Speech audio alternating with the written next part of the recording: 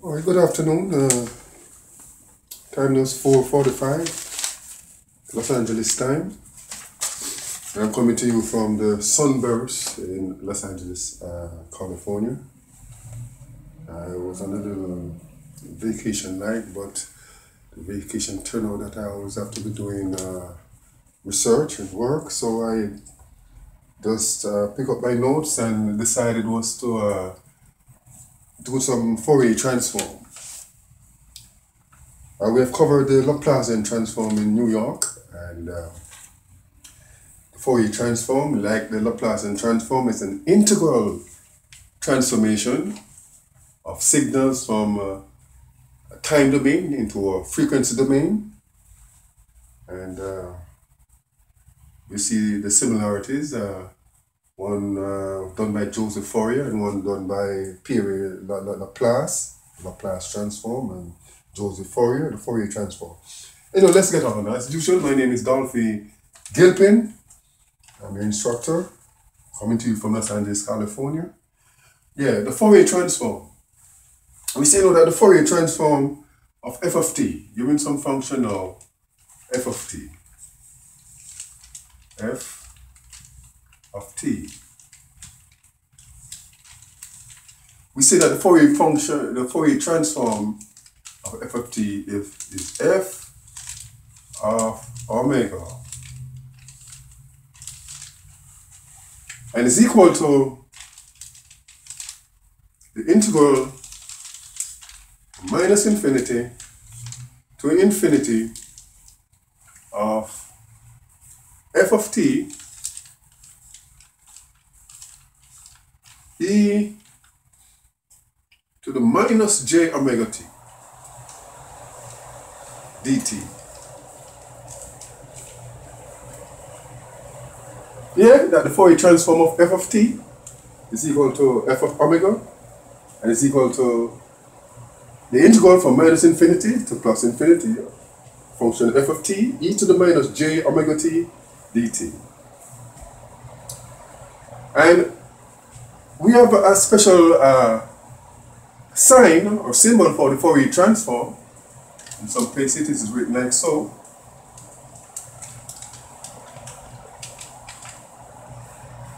And in other places it is written like so.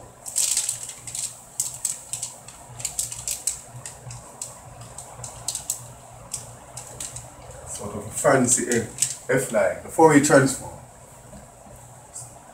So we say now that the Fourier transform, this little symbol here, of function f of t, let's put it in bracket now, is equal now to f of omega,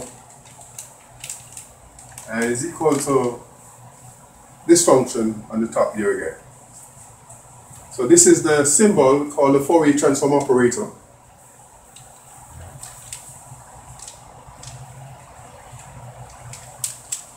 Or sometimes written as so.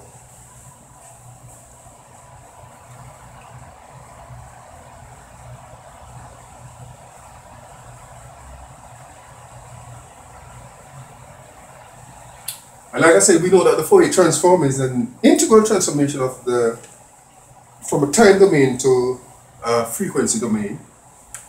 And in general, that f of omega is a complex function with f of omega is a complex function with amplitude spectrum and a phase spectrum. Yes, we say that f of omega is an amplitude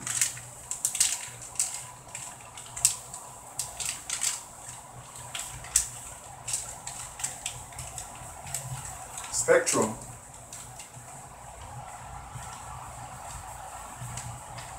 and a phase spectrum.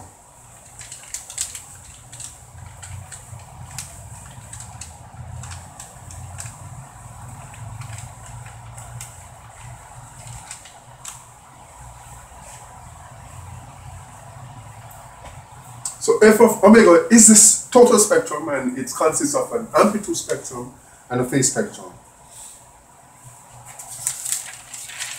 All right,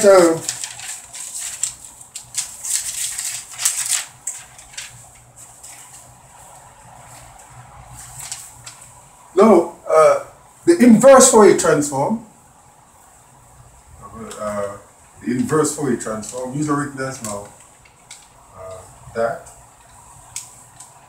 minus 1, or fancy f again,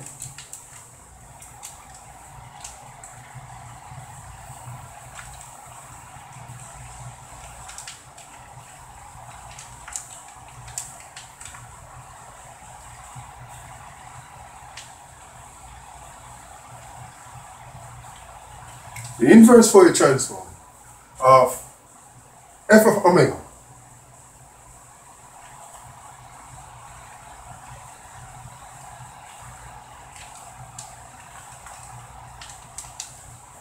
is equal now to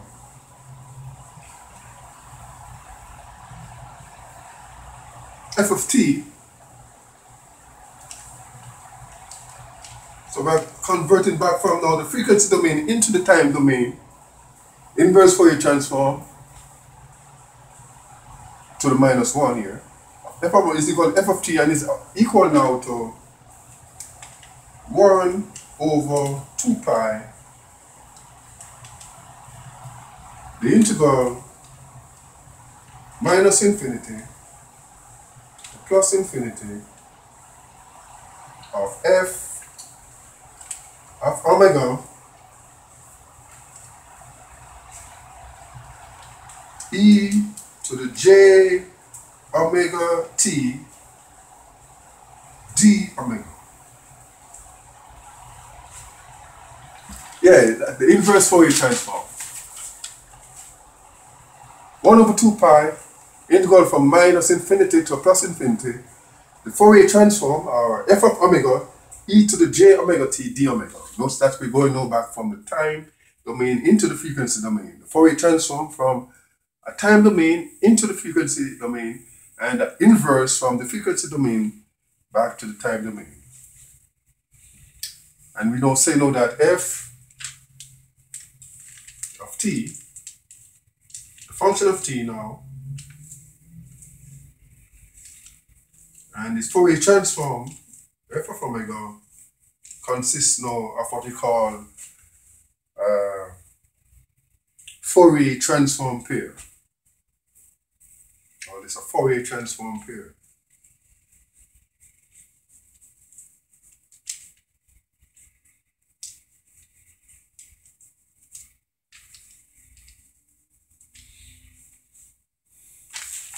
Now, to avoid the complex algebra of these e to the j omega t and e to the minus j omega t, we usually replace j omega by s. So if we replace j omega now by s, sometimes we do that, and to avoid working with complex algebra, and then after we're finished doing the calculation, we convert from s into j omega. Then that sometimes make the problem more simple. So we could make a note of that. And we could note this similarity here between its counterpart, the Laplacian transform, credited to Pierre-Simon Laplace. He was earlier in chronology of the mathematics and engineering. And then Joseph Fourier, who came on late on the scene. And the similarity from going from a time domain into a frequency domain.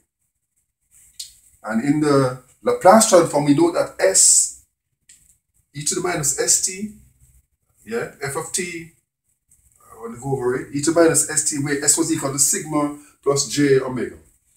But as an electrical engineer, we mostly use the Fourier transform.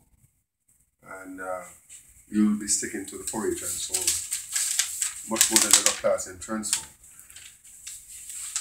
Anyhow, in control system, I see the Laplacian transform comes up quite often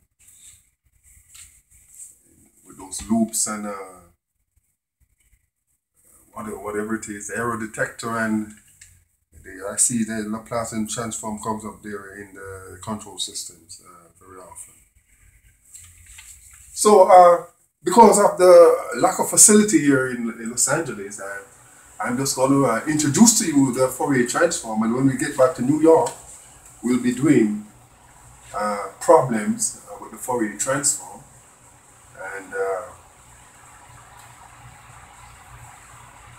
and the inverse Fourier transform. So let's just probably do a couple basic ones, and then when we get back to New York, we will continue with our Fourier transform.